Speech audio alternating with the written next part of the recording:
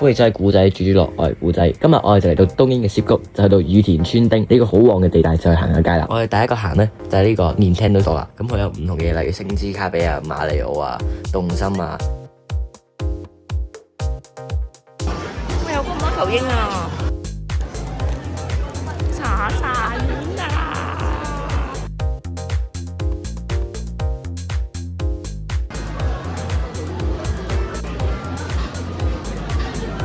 咩嚟㗎？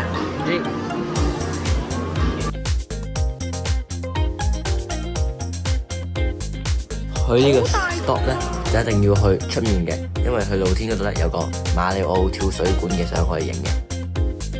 跟住我哋就去咗 Pokemon Store 啦，裏面超多人，淨行都行唔到入去嘅。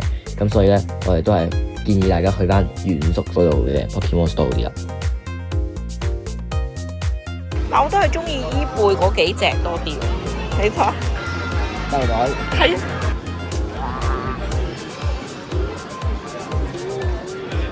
點解度咁多人咧？之後我哋就去咗買衫，仲見到馬里奧賽車添。呢度有好多唔同嘅公仔嘅地方，咁我哋就主要去咗夾嘢食啦。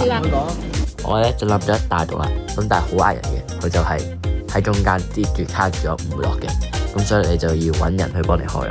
呢個明治朱古力都唔錯，係幾好食㗎。呢個就係千英嘅朱古力粉啦。